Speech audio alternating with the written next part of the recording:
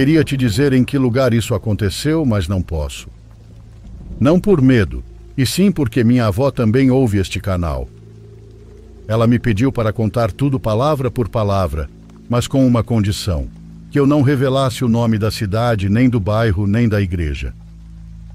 Então vamos lá. Em uma cidade que poderia se parecer com muitas outras, existe uma igreja que não tem nada a ver com o que se imagina. Não tem torre, nem vitrais, nem aquelas colunas de pedra que a gente associa às igrejas coloniais. Foi construída dentro do que antes era um auditório comunitário. Um daqueles salões amplos, com telhado de zinco e piso de cimento polido, onde antes faziam assembleias de bairro e bingos. A igreja não tem nome oficial, tampouco padre fixo. Às vezes aparece um de outra paróquia, às vezes não. Tanto pode celebrar a missa um franciscano, um diácono, ou até um senhor idoso que mais parece um curandeiro do que um clérigo. Mas o povo tem muito carinho por ela, porque foi construída com as próprias mãos da comunidade. Os bancos foram doados pelas famílias do bairro, as caixas de som e o microfone saíram de uma rifa. As cortinas que cobrem a grande parede do fundo foram costuradas pelas mesmas senhoras que hoje cuidam das flores. E minha avó? Minha avó esteve lá desde o primeiro dia, envolvida em tudo. Fosse na organização, nas rifas, nos pastéis, nos terços e principalmente documentando sobretudo a história da estátua. Naquela igreja havia uma figura do bom pastor que ninguém lembrava quem tinha levado. Era uma escultura de gesso, ou talvez de cerâmica esmaltada, representando Jesus carregando um cordeiro nos braços, com uma expressão serena, mas severa. Olhava para baixo, como se observasse alguém caído aos seus pés, e o manto que o cobria era detalhado demais para parecer obra de um artesão qualquer. Não tinha placa, nem inscrição, nem marca de ateliê. Ninguém recorda tê-la visto chegar. Um dia não estava lá, e no seguinte já estava no altar, como se sempre tivesse pertencido àquele lugar. Em várias assembleias comunitárias perguntaram quem a doou, de onde veio, se alguém sabia de algo, mas nunca houve resposta. Surgiam apenas silêncios incômodos, porque na verdade, e isso só o pessoal da assembleia interna sabia, essa estátua chorava sangue. E antes que você tire conclusões, preciso dizer que isso não se tornou viral nem conhecido no mundo por alguns motivos bem concretos. O principal é que a estátua já não existe mais, mas isso não é o final da história. Também porque aconselharam minha avó antes de apresentar um pedido de registro como milagre, cumprir certos requisitos. Ter registros constantes, análises clínicas do líquido, testemunhas neutras e uma série de trâmites burocráticos que nem todo mundo consegue completar. E em terceiro lugar, porque a estátua não chorava sangue o tempo todo, e sim fazia isso apenas quando alguém ia morrer. A primeira vez aconteceu há uns 19 anos. Claro que tiraram fotos e tudo está bem documentado. A primeira vez foi numa manhã de dia de semana. Uma senhora do bairro, chamada de Dona Tânia, foi a primeira a entrar no auditório naquele dia. Era o dia dela de varrer, como sempre. Ninguém mais tinha chegado, eram umas 7h30 e o sol mal se filtrava pelas cortinas gastas do salão. No começo ela não notou nada estranho. Começou a varrer do fundo na rotina de sempre. Primeiro o corredor central, depois as laterais e, por último, o altar. Foi então ao levantar o olhar que percebeu. A estátua do bom pastor tinha algo vermelho no rosto. Pensou que alguém tivesse sujado, então aproximou-se. Mas ao ver de perto, suas pernas tremeram. Jesus segurava o cordeiro com a mesma calma de sempre, mas dos olhos saíam 2 fios de sangue que escorriam pelas faces até se perderem nas dobras do manto. O sangue não pingava, ficava ali, suspenso. Não tinha cheiro, não coagulava e parecia recém-brotado. O bom pastor tinha lágrimas de sangue correndo pelo rosto. Não era tinta. Eram 2 filetes espessos e escuros que desciam perfeitamente simétricos. Dona Tânia não se assustou, não correu, ajoelhou-se ali mesmo e, segundo contaram depois, rezou por 5 horas. Em seguida, saiu para chamar 2 pessoas da assembleia. Um deles trouxe uma câmera antiga, daquelas de filme. Tirou várias fotos que seriam reveladas à tarde. Queriam ter prova, algo para documentar antes de qualquer declaração. Mas à tarde, Dona Tânia morreu. Encontraram-na em casa vestida como sempre, sentada em uma cadeira de madeira com o rosário ainda enroscado nos dedos e uma expressão de paz profunda no rosto. Foi como se tivesse partido enquanto ouvia um segredo do céu que só ela compreendeu. O que ninguém soube explicar foi o seguinte: é que quando voltaram à igreja naquela mesma tarde, as lágrimas de sangue já não estavam lá. Ninguém confessou ter limpado a estátua. A segunda vez aconteceu num sábado de manhã, depois da catequese. As crianças estavam no salão improvisado, sentadas nos bancos, enquanto uma senhora do bairro lhes ensinava o básico. Tudo normal até o fim da aula. Todos os alunos foram buscados, menos um menininho cujos pais sempre demoravam para chegar. Ele quase não falava e só ficava calado o tempo todo, observando as paredes, os ventiladores e o chão. Já era tarde. Faltava apenas virem buscá-lo para que pudessem fechar a igreja. De repente ele gritou. Não foi um grito de dor nem de susto. Foi como quando uma criança vê fogo. O Cristo! Todos se viraram e viram que a estátua do Bom Pastor chorava sangue, mas não como da vez anterior. Desta vez havia 5 filetes exatos saindo dos olhos. 3 do direito, 2 do esquerdo, grossos e perfeitos.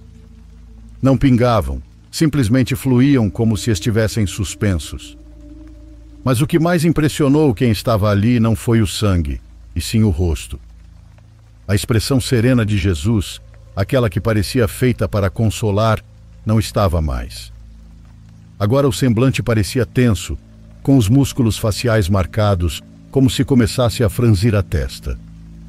Os lábios, antes neutros, pareciam cerrados com força, como segurando uma palavra que não devia ser dita. E os olhos não olhavam para o vazio, estavam olhando diretamente para o menino. Assustada, a senhora puxou o garoto pelo braço, e foi então que ele levou as mãos ao rosto. Caiu em mim, disse chorando. Ninguém o viu se mover, mas o menino esfregava os punhos nos olhos como se algo tivesse caído dentro do esquerdo. Quando o examinaram, havia uma mancha avermelhada na pálpebra, como se uma gota de sangue tivesse respingado nele. O altar estava limpo, o chão seco, e ninguém viu o momento em que isso aconteceu. O episódio foi tão desconcertante que alguém correu para chamar um dos homens da assembleia. Em menos de 15 minutos, chegaram 3 homens e uma mulher, todos com expressão alarmada. Um deles tirou novamente uma câmera de filme e fez várias fotos. O mais velho deu instruções firmes. Revelem esse rolo e o anterior, mas não contem a ninguém que o pastor chorou. Ainda é cedo. Naquela noite no bairro, ouviram-se sirenes de uma ambulância. O menino também havia falecido naquela mesma noite. A terceira vez aconteceu uns 7 anos depois. Já tinha passado tempo suficiente para que muitos pensassem que o que ocorreu antes tinha sido coincidência, mas os que estavam desde o começo sabiam que não. Agora as coisas eram diferentes, pois já existiam redes sociais e grupos de WhatsApp, então já era mais difícil guardar um segredo. Minha avó me chamou cedo naquela manhã dizendo para que eu levasse a câmera, pois algo estava acontecendo na igreja. A voz dela tinha aquela mistura de urgência e medo que eu nunca tinha ouvido antes. Não demora, ainda não limparam, ela disse. A verdade é que eu não sabia que ela estava me chamando para tirar fotos da estátua. Quando cheguei, encontrei um monte de gente do lado de fora, fazendo barulho ao lado do auditório. Havia gritos, murmúrios e celulares apontando. Me aproximei no meio do tumulto e vi 2 corpos jogados contra a parede da igreja, como se tivessem desmaiado ali. Não estavam ensanguentados e de primeira vista não parecia que tinham sido assassinados. Simplesmente estavam mortos, com os olhos abertos e as costas apoiadas no muro, como se tivessem sentado para descansar e nunca mais acordaram. Não soube o que fazer, mas então minha avó me agarrou pelo braço e me puxou rápido por uma das portas laterais, como se estivesse evitando que alguém mais visse o que tinha lá dentro. "Tira a foto", ela disse. Lá estava o bom pastor se afogando em lágrimas de sangue. Dessa terceira vez era diferente novamente. Não eram apenas os fios de sangue. Não, toda a face estava manchada de vermelho, como se tivesse chorado a madrugada inteira. Até havia manchas secas no pescoço. Nunca o tinha visto assim. Não parecia uma estátua, parecia alguém que tinha presenciado algo horrível. O cordeiro continuava em seus braços, mas a pelagem branca agora tinha respingos. Tirei as fotos do santo e depois as dos corpos lá fora. Eu ainda tenho essas fotos.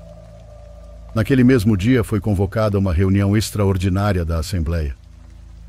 Já não dava mais para negar nada, e ninguém mais se atreveu a dizer que era um milagre. Agora sim falaram claramente que era preciso fazer algo a respeito. A Assembleia se reuniu, mas desta vez não na igreja. Foi na casa da minha avó.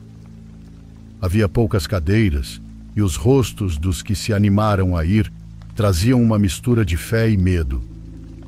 Foi dito o que todos já sabíamos: que o Cristo não avisava das tragédias, ele as trazia. Que cada choro não era um reflexo do que iria acontecer, mas sim uma espécie de empurrão. Minha avó, que quase nunca falava nessas reuniões, foi quem tomou a palavra e disse firme, sem tremer: "Já chega, isso não é de Deus." Ninguém discutiu ou perguntou o que faríamos. Todos já sabíamos. Foi em um domingo, ao meio-dia. A igreja estava vazia, só entraram os que faziam parte do círculo próximo. Nos aproximamos do altar e ninguém queria tocá-lo primeiro. O bom pastor estava lá, com os olhos secos, mas com o rosto ainda manchado. Tentamos abaixá-lo, mas ele pesava muito mais do que uma estátua daquele tamanho deveria pesar. E quando finalmente o levantamos alguns centímetros, parecia vibrar, como se houvesse algo vivo lá dentro. Baixamos todos juntos. Fizemos uma breve pausa e ficamos em silêncio até que alguém disse: "Não vamos fazer isso sem pedir permissão." Todos se persignaram um por um. Um silêncio espesso nos envolveu. Trouxeram a marreta e colocaram-na nas mãos da minha avó. Ela não hesitou. O primeiro golpe não o quebrou, mas soou como se tivesse atingido metal. O segundo golpe, já mais forte, fez o chão tremer, e então ele se quebrou. O que saiu de dentro foi um inseto enorme, preto, com asas translúcidas. Saiu pelas rachaduras, chiando como se tivesse sido parido pelo golpe. Voou em círculos a toda velocidade, batendo contra as paredes do templo como se procurasse uma saída. Parecia ter saído de um casulo, e era exatamente isso o que havia dentro da estátua: um ninho. Uma cavidade fibrosa, como um saco grudado no interior. O cheiro era insuportavelmente ácido e rançoso como de gordura velha. Todos gritamos, alguns correram e o inseto voou pela porta aberta. Seguimos com os olhos até onde conseguimos, mas ele sumiu. Ninguém nunca mais o viu. Ainda guardam os restos do santo em uma caixa de papelão, enrolados em gaze, com pedaços de gesso que ainda têm manchas secas. Não sei por que os guardam. Não sei por que minha avó guarda, na verdade. Pelo que entendi, guardam na esperança de que algum dia apareça alguém e explique que diabos foi aquilo.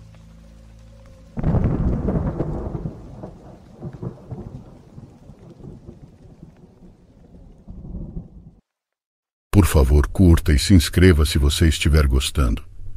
Agora continuamos.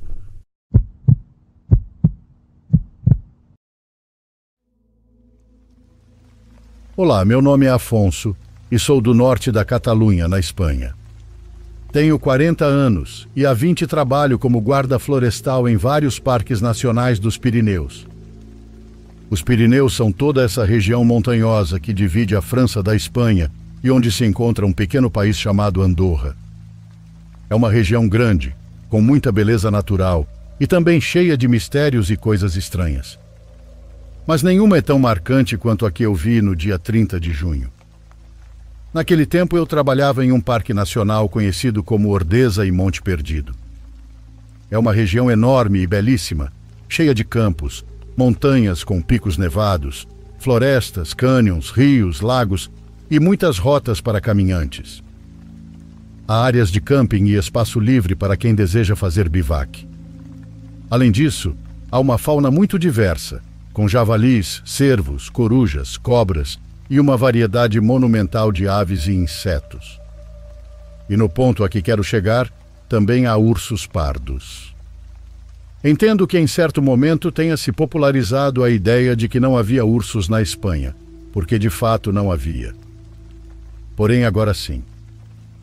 Pelo menos uns 80 em liberdade da última vez que soube, e a população provavelmente continuará crescendo. No entanto, estou totalmente seguro de que o que vi e ouvi há 10 anos não era um urso. Acontece que por volta de 2015 eu estava trabalhando no Parque Nacional de Ordesa. Meu trabalho consistia em cuidar das áreas comuns, patrulhar zonas do parque e, em pleno verão, evitar de qualquer forma um incêndio florestal. Nessa época, os incêndios surgem muito facilmente e fogem do controle quase de imediato. Além disso, embora fazer fogueira seja ilegal na Espanha, muitos campistas ignoram essa regra colocando-se em risco, assim como a fauna local. Isso sem falar nos desleixados que abandonam lixo inflamável ou pedaços de vidro que, sob o sol, podem iniciar um incêndio sem que ninguém perceba até ser tarde demais. Por isso levo meu trabalho tão a sério e costumo percorrer as trilhas com tanta atenção. No dia 14 de junho, eu estava caminhando por uma trilha que se abria caminho em meio a uma floresta sinuosa, cheia de vida selvagem. Calculo que eram umas 6 da tarde, então ainda restava cerca de 1h30 de luz solar. Não tinha visto muitos caminhantes, e em geral estava sendo um turno bastante tranquilo, até que de repente ouvi um clamor à distância, vindo do caminho que eu já havia percorrido. Meu coração disparou porque não sabia o que era aquilo, mas sem dúvida era gente gritando. Agucei meu ouvido tentando identificar a razão dos gritos e se estavam se movendo. Logo percebi que eram gritos de pânico e que vinham em minha direção. Poucos minutos depois, 2 casais jovens claramente abalados chegaram correndo e gritando até o lugar onde eu estava parado. Se fecho os olhos, ainda consigo vê-los. Não deviam ter mais de 20 anos e estavam com olhares de terror que rapidamente me transmitiram o medo que sentiam. Ver-me de pé na trilha deve ter sido para eles quase um milagre. Entre os 4 gritavam e choravam coisas sem sentido, e eu obviamente não conseguia entender o que diziam. Os interrompi de forma firme, mandando que se calassem, e só então notei os ferimentos no peito de um dos rapazes. Graças a Deus a ferida não era profunda, mas sem dúvida algo havia rasgado sua camisa, deixando uma marca muito parecida com a de uma garra. Por isso, quando a que estava mais calma me disse que tinham sido atacados por um monstro, assumi de imediato que haviam tido um encontro infeliz com um urso. Digo infeliz porque obviamente ninguém quer se deparar com um urso no meio da floresta. Isso é facilmente um dos piores cenários possíveis, dada a força brutal desses animais e a facilidade com que podem acabar com sua vida se quiserem. Disse a eles que os acompanharia até o posto de guarda florestal, mas que antes precisavam me dizer o lugar exato onde viram o monstro e o que estavam fazendo quando ele apareceu. Ao que parece, os 4 planejavam montar um bivac e passar a noite antes de seguir caminho para o interior do parque. Mal estavam armando o acampamento quando sentiram que algo se movia entre as árvores ao redor. Não conseguiram ver nada, Apenas ouviam galhos estalando e uma respiração forte os cercando. Em poucos minutos, os 4 estavam em alerta máximo, e até o mais otimista se deixou levar pelo nervosismo. Foi então que viram o suposto monstro, tentando se esconder atrás de uma árvore alta. Aquele bosque tem árvores muito grandes, e mesmo no verão a luz costuma ser escassa. A criatura permanecia à sombra, então eles não conseguiram descrevê-la com precisão. Apenas afirmaram que era enorme, com quase 5 metros de altura, e que tinha pelos pretos como carvão. Pensei que talvez o medo e as sombras os tivessem enganado, já que não existe urso pardo com 5 metros de altura. Mas quando me descreveram o rosto daquela coisa, plano com uma boca enorme cheia de dentes e olhos amarelos brilhantes, até eu senti um calafrio percorrer minhas costas. Entendi que não podiam estar falando de um urso comum. Os 4 ficaram juntos, olhando fixamente para a criatura, que de repente saiu de trás das árvores e começou a caminhar sobre 2 pernas, como se fosse uma pessoa. Foi então que o rapaz ferido se encheu de coragem e avançou gritando para enfrentar aquilo. Esse foi o momento do golpe de garra, e então em pânico todos correram dali. Mas eles ouviram aquilo atrás deles por vários minutos, até finalmente me encontrarem no caminho. Eu não sabia até que ponto a história era real, mas um deles estava de fato ferido. Anotei onde ficava o acampamento e os acompanhei durante 1h30 até o posto mais próximo. Na manhã seguinte, meu colega Davi e eu voltamos ao local e encontramos o acampamento dos jovens. Estava a uns 30 minutos da trilha principal, subindo uma pequena elevação coberta de árvores altas. Recolhemos tudo o que haviam deixado para trás, e embora tenhamos procurado por sinais de urso em toda a área, não vimos nada. Davi descartou que os jovens tivessem visto algo de fato, e mesmo com o corte sendo grande, ele supôs que foi causado por outra pessoa. A ideia de um urso os ter atacado parecia cada vez mais improvável. 2 semanas se passaram sem novidades sobre o caso dos jovens e o urso gigante. Eu continuei minha rotina e voltei a patrulhar aquela trilha. Eram 7 da noite, ainda havia luz suficiente, mas já se notava a escuridão tomando conta e as árvores altas criavam sombras densas. Fazia calor e de repente um arrepio me percorreu, me fazendo parar em seco. Antes que percebesse, minhas mãos estavam tremendo. Olhei para a esquerda e entendi por que meu corpo reagiu assim. Entre as árvores e a vegetação, a uns 20 metros de mim, vi uma criatura estranha. Tinha 3 metros de altura pelo preto e um focinho achatado cheio de dentes que definitivamente não lembram o de um urso. Tentei me encolher, porque o pior que se pode fazer diante de um urso pardo é enfrentá-lo.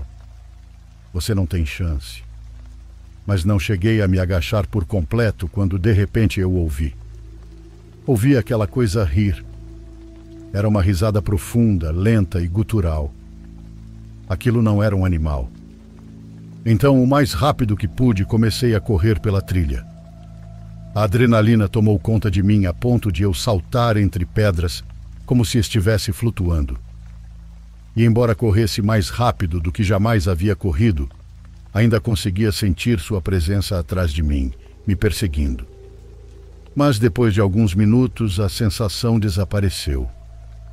Contei a Davi o que vivi, e embora ele tenha admitido sentir algo estranho naquela parte da floresta, não viu nem ouviu nada em particular. Dias depois, quando passamos novamente pelo local, não vimos mais nada. E durante todos os anos em que trabalhei naquele parque, nunca mais tive um encontro semelhante. Isso me levou a especular um pouco sobre o meu encontro e o daqueles jovens, mas nunca cheguei a uma conclusão.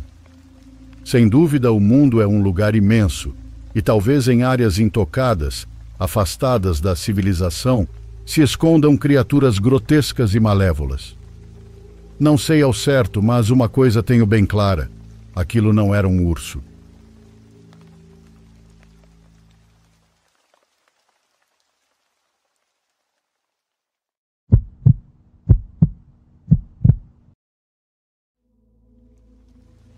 Meu nome é Daniel, tenho 29 anos e trabalho no turno da madrugada em um motel pequeno e rural.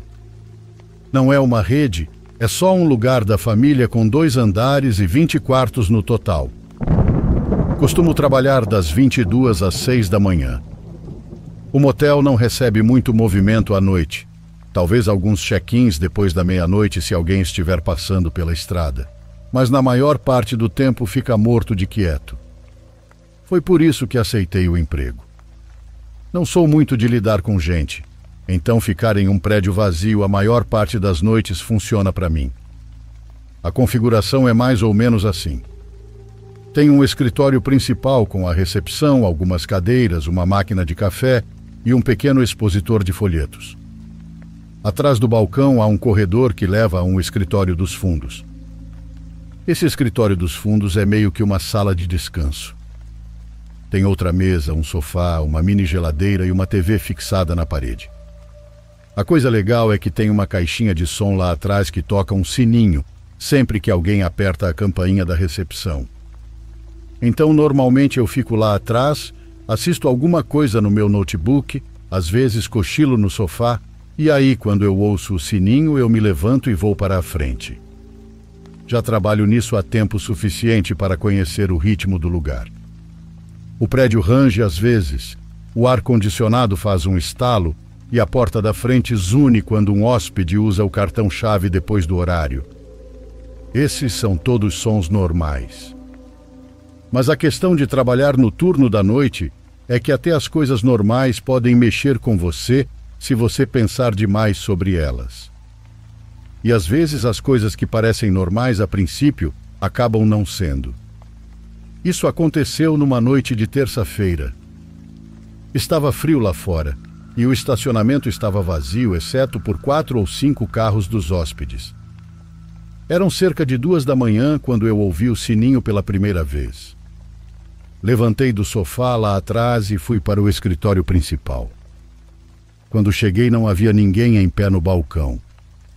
O saguão estava vazio. Olhei para fora através das portas de vidro, mas a estrada estava escura e aparentemente vazia também. Não havia carros chegando, faróis ou qualquer coisa assim.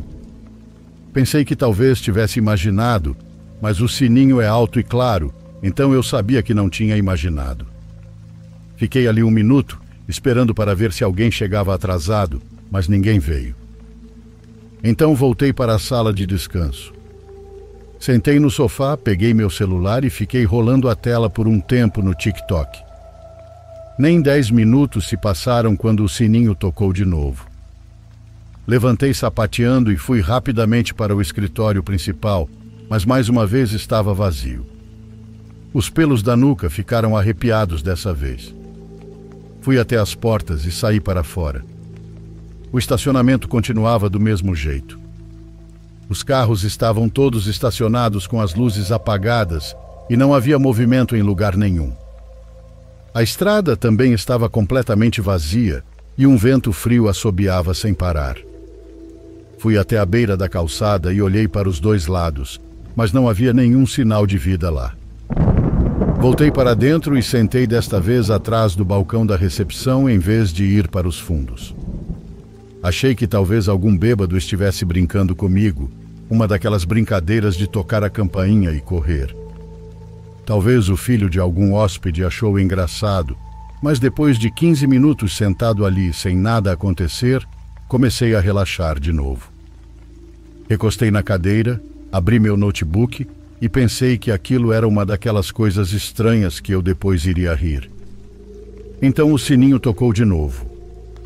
Virei a cabeça tão rápido que doeu. O saguão ainda estava vazio, ninguém à vista. Minha pele começou a formigar. Levantei e dei a volta no balcão para ter certeza de que ninguém estava escondido, mas não havia ninguém. Chequei os banheiros do saguão e até saí de novo, mas nada. Caminhei um pouco, iluminando com a lanterna do celular, mas estava tudo morto de quieto. Voltei para dentro e aí decidi tentar algo diferente. Em vez de voltar para a sala de descanso, sentei na cadeira bem atrás do balcão. Se alguém estava se escondendo e tocando o sininho só para me provocar, eu queria estar lá para pegá-lo. Abaixei um pouco as luzes para deixar a sala meio escura e fiquei ali apenas ouvindo. Estava tão quieto que qualquer barulhinho me fazia saltar. O relógio na parede soava mais alto do que o normal e a geladeira no escritório dos fundos zumbia.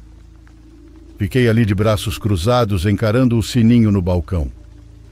15 minutos se passaram, depois 20. Meus olhos começaram a pesar e pensei que talvez a pessoa tivesse desistido. Comecei até a achar que tinha imaginado tudo. Justo quando estava me permitindo relaxar e cochilar, aconteceu. O sininho tocou, só que dessa vez eu vi o que o estava fazendo.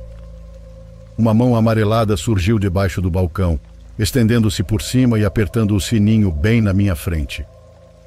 Levantei tão rápido que tenho certeza que a cadeira quase caiu e disparei pelo corredor em direção ao escritório dos fundos. Bati a porta, tranquei e fiquei ali no escuro com o peito disparado. Minha cabeça rodava, tentando entender como alguém poderia estar debaixo de lá.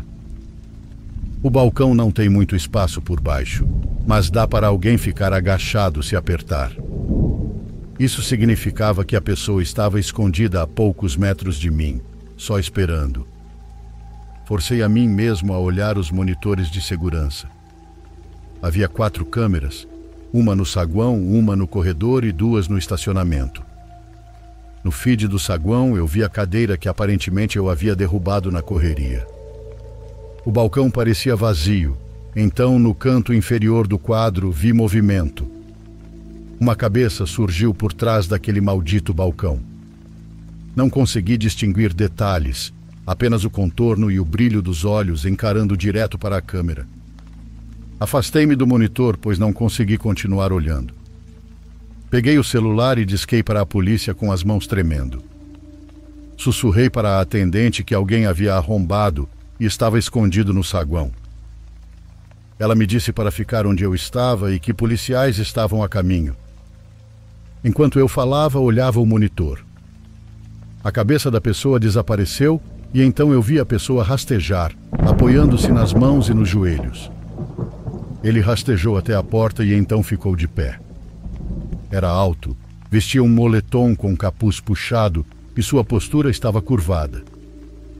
Então ele se virou e começou a andar pelo saguão como se estivesse procurando alguma coisa, e então saiu do quadro da câmera em direção ao corredor que levava ao escritório dos fundos.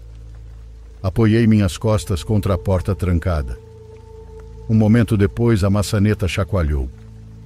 Apenas uma vez, um chacoalhar bem lento, e então nada.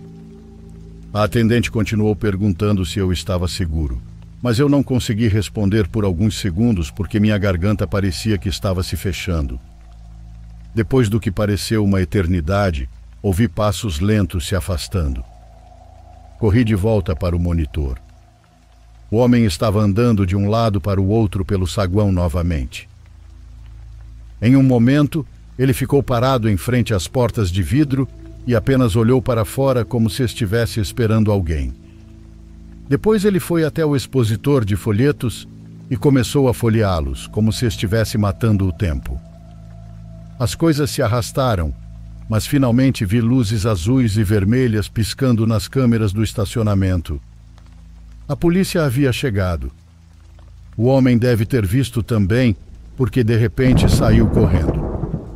Um segundo depois, ouvi as portas da frente se abrirem. Quando os oficiais vasculharam o prédio, encontraram uma grande pedra perto da porta da frente, que aparentemente foi usada para manter a porta aberta. Porém, não o acharam lá dentro. Ele havia sumido. Eles revistaram o estacionamento, checaram a estrada, e o policial me disse que quem quer que fosse devia ter escapado assim que os carros chegaram. Fiquei remoendo aquilo na cabeça depois.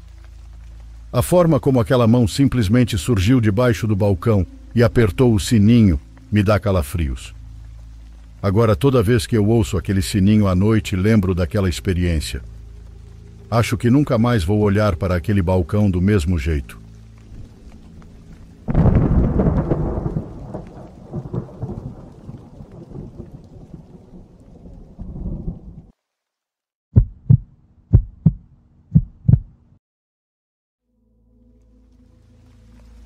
Sempre fui apaixonada por trilhas e gosto muito de acampar com meus amigos. Enquanto outros bebem ou saem para festas, meus amigos e eu preferimos passar o tempo em acampamentos, preparando comida na lenha e explorando lugares remotos do nosso país. É uma das minhas atividades favoritas, sem dúvida alguma.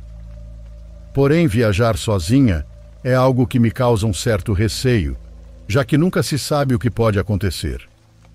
Não é a mesma coisa torcer o tornozelo estando cercada de gente, do que torcer estando sozinha, a 6 horas de caminhada do posto de guarda florestal mais próximo. No entanto, esta história não é sobre tornozelos torcidos, e sim sobre uma ajuda que surgiu do lugar menos esperado. Como já mencionei, não gosto de viajar sozinha, mas em julho de 2023 eu queria ir a um lugar conhecido como Cerro Teotepec. Eu tinha visto fotos lindas desse lugar e poder chegar ao ponto mais alto me enchia de empolgação. Mas nenhum dos meus companheiros de viagem se animou. Seja por falta de dinheiro ou de tempo, todos recusaram. Tentei não uma nem duas, mas 5 vezes organizar essa viagem, mas sempre surgia algum problema. Decepcionada, decidi que se nenhum dos meus amigos quisesse ir, eu iria sozinha. Esse seria meu primeiro passeio solo, e eu não sabia que estava prestes a viver uma das experiências mais bonitas e, ao mesmo tempo, mais estranhas de toda a minha vida. E tudo graças a um guarda florestal muito particular. Ao planejar a viagem, estudei com cuidado as rotas e trilhas. Vi alguns vídeos de trilheiros que já tinham visitado o lugar e tentei memorizar a rota de todas as formas. Também pedi conselhos ao meu melhor amigo Edgar, já que ele tem um excelente senso de orientação e já viajou para mais lugares que todo o nosso grupo junto. Ele já tinha chegado ao topo daquela enorme montanha e me descreveu o caminho que eu deveria seguir.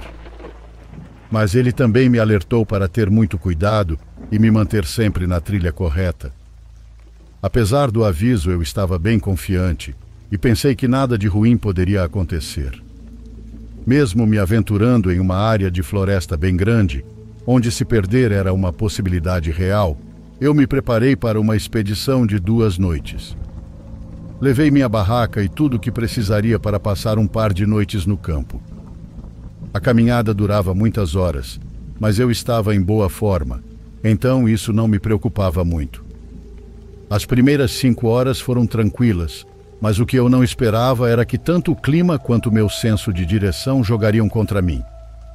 Antes que eu percebesse, estava caminhando pela trilha errada, sob uma névoa densa e uma garoa fina.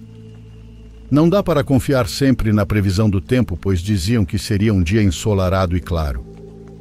As horas passavam e a névoa não se dissipava. Pelo menos não havia trovões e a chuva tinha parado. Mas eu não fazia ideia de que em algum ponto, vários quilômetros atrás, eu tinha me confundido de trilha.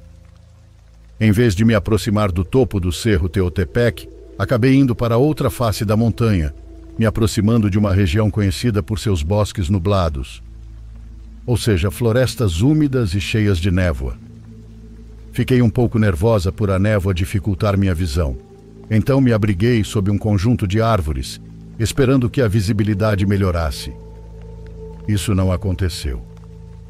Posso dizer que a paisagem era linda, quase mística, e o som da natureza era maravilhoso. Aproveitei aquele ambiente por um tempo, até perceber algo que me deixou ansiosa. A tarde estava caindo e eu não estava onde deveria estar. Continuei caminhando na névoa, mas depois de 1 hora comecei a ficar muito nervosa, já que não encontrava nenhuma das marcas da trilha que deveria seguir. Só percebi que eu tinha me perdido e precisava voltar quando era tarde demais. Faltava pouco para escurecer e se de dia eu já tinha me desorientado, à noite me perderia completamente. Eu estava em uma serra com muitos caminhos de subida e descida. Eu sabia que precisava seguir uma trilha marcada, mas naquele momento tudo parecia igual e eu nem tinha certeza de qual era o caminho certo para voltar. Sou uma pessoa um pouco ansiosa, então ao perceber o perigo real de me perder, comecei a ter um ataque de pânico De repente, um assobio suave me fez arrepiar os pelos dos braços. Olhei ao meu redor e, pelo caminho que eu tinha percorrido, vi um homem se aproximando. Senti um pouco de medo. Afinal, estávamos no meio do nada e eu não sabia se ele estava me seguindo. Mas logo percebi que ele vestia o uniforme dos guarda-florestais e suspirei de alívio. Conforme ele se aproximava, consegui vê-lo melhor. Tinha um grande sorriso, os cabelos completamente grisalhos e usava óculos. Era um homem de certa idade, talvez com uns 60 anos ou mais. Quando estava a poucos metros de mim, acenou com a mão e com o tom mais amigável que já ouvi, disse: "Está perdida?" Talvez ele tenha visto as lágrimas nos meus olhos, ou meu rosto transtornado, mas meu estado devia ser bem evidente. Assenti e ele perguntou para onde eu ia. Expliquei que meu objetivo era chegar ao topo do Cerro Teotepec. Ao ouvir isso, ele riu um pouco e disse que eu tinha me confundido de trilha e estava muito longe de onde deveria estar. Mas pediu que eu não me preocupasse, pois tudo daria certo. Ele me explicou que ali perto havia um lugar onde eu poderia acampar, próximo a um riacho lindo, e pediu que eu o seguisse. Sem hesitar, eu o segui. Meu instinto dizia que ele era de confiança, pois aquele guarda florestal transmitia uma paz difícil de explicar, e isso foi suficiente para mim. Caminhamos por meia hora. Fiz algumas perguntas, mas ele não respondia de verdade. Sempre fazia uma piada e desviava a conversa para que eu acabasse respondendo. Por algum motivo que não consigo explicar, isso não me pareceu suspeito. Finalmente chegamos a uma clareira próxima de um riacho, com uma pequena queda d'água adiante. Montei meu acampamento enquanto ele saiu para caminhar um pouco pela área. Acendi uma pequena fogueira e me sentei em frente a ela, orgulhosa de ter conseguido fogo em um lugar tão úmido. Depois de um tempo, aquele homem que nem tinha me dito seu nome, voltou e se sentou do outro lado do fogo. Ele me explicou em detalhes o que eu deveria fazer pela manhã e se despediu com muita gentileza, me garantindo com uma convicção impressionante que tudo daria certo. Tentei convidá-lo para jantar, ou ao menos passar a noite ali, mas ele apenas sorriu, antes de desaparecer na escuridão da floresta. Poucos minutos depois, a névoa cobriu meu acampamento e um frio cortante me envolveu. Me aproximei do fogo e, com o tempo, comecei a entender o quão estranho tinha sido aquele encontro. Mesmo assim, a sensação de segurança que aquele guarda florestal me passou não desapareceu, e eu dormi como uma pedra naquela noite. Na manhã seguinte, preparei um café, desmontei o acampamento e segui perfeitamente as instruções que ele havia me dado. Demorei um pouco, mas consegui voltar à trilha original e continuei subindo em direção ao cume. Depois de algum tempo, cheguei ao topo e aproveitei a vista impressionante daquele lugar mágico. Foi um dos momentos mais especiais da minha vida. Apesar de estar exausta e com os pés doloridos, fui tomada por um enorme sentimento de plenitude. Nesse momento me lembrei do guarda. Sem ele eu não teria conseguido chegar lá. Na verdade, sem ele eu teria me perdido de vez. Eu precisava agradecê-lo e prometi que quando voltasse para a base dos guarda-florestais, eu o procuraria. Voltei pela trilha com calma, ansiosa para chegar em casa. Até então um sentimento estranho vinha me acompanhando. É difícil de explicar, mas só na volta percebi que me sentia acompanhada o tempo todo. Quando cheguei no ponto da trilha onde tinha me desviado, cercada por uma névoa leve, olhei para a esquerda e vi o guarda florestal me olhando. Senti uma tristeza repentina, sem saber o motivo, e levantei a mão para me despedir. Ele retribuiu o gesto. Gritei: "Muito obrigada pela ajuda!" antes que a névoa o cobrisse. Continuei caminhando, pensando na vida, como se aquele encontro tão estranho fosse algo absolutamente normal. Mas quando saí da montanha e encontrei outro guarda florestal, foi como se eu despertasse de um transe. De repente, uma onda de emoções confusas me atingiu. Perguntei imediatamente sobre o homem que tinha me ajudado e o descrevi em detalhes. Como você já deve estar imaginando, aquele guarda florestal não fazia ideia de quem poderia ser essa pessoa. Contei tudo o que aconteceu e aquele homem mais jovem do que o que me ajudou apenas sorriu antes de me dizer algo que me deixou surpresa. Talvez tenha sido o velho João. Então ele começou a me contar uma lenda antiga. João era apenas um nome genérico. Poderia ser Pedro, Felipe ou Antônio. A verdade é que ninguém sabia seu nome. Mas em várias ocasiões, visitantes haviam relatado que depois de se perderem ou se confundirem de trilha, encontraram o velho João, um guarda florestal idoso que não respondia perguntas, mas ajudava gentilmente pessoas perdidas. Ninguém sabe quem ele é, mas todos descrevem a mesma coisa. Uma sensação profunda de tranquilidade e confiança. Fiquei impressionada ao descobrir que não era a única, e saí de lá convencida de que algo sobrenatural me impediu de me perder naquela viagem ao Cerro Teotepec. Desde então evito viajar sozinha, porque definitivamente não sou a melhor pessoa para me orientar no meio do nada. Mas aquela viagem solo foi incrível, e eu aproveitei cada segundo. Só espero que o velho João continue ajudando pessoas perdidas.